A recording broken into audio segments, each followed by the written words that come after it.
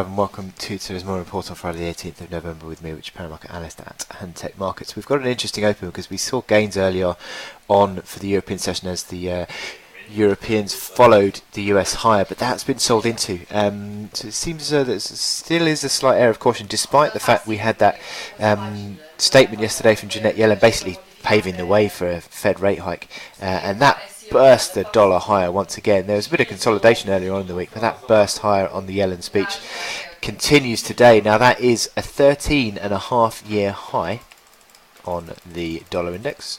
Takes me a while to get there, but I will get there. Where are we? There we go.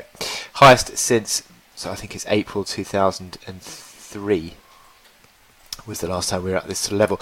So really strong gains we're seeing on the dollar, and that's being reflected in the breakout once again on the Treasury yields, 10-year and the 2-year. Interesting that earlier on in the week we had a slight sort of turn lower in the 2s10 spread, but that's burst higher again. That again suggests a steepening of the yield curve.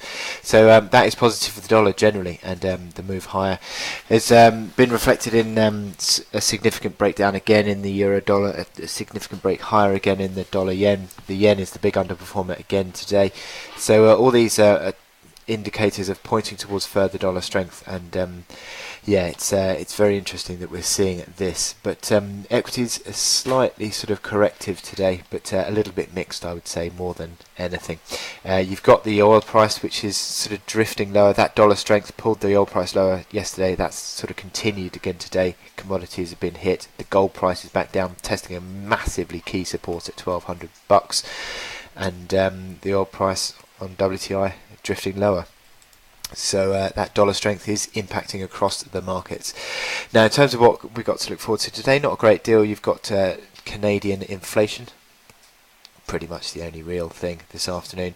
Year on year improving to 1.5%, and core basically staying flat at 1.8%. But other than that, there's not a great deal. We've had just a few sort of movements on the back of Mario Draghi's speech today, basically suggesting that the ECB remains accommodative. Nothing too significant in terms of the what he's said, and in terms of changing the outlook for the euro. But certainly it seems as though that the ECB are going to continue to sort of push for loose monetary policy.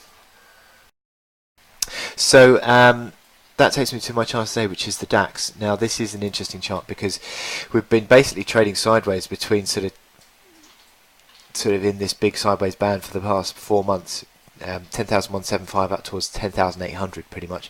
But in the last sort of few days, you can tighten that to a 10,580 or 10,575 support up towards 10,800, and the market's been trading sideways in that for sort of over a week now, and it continues to do so. Again, today's early gains were sold into.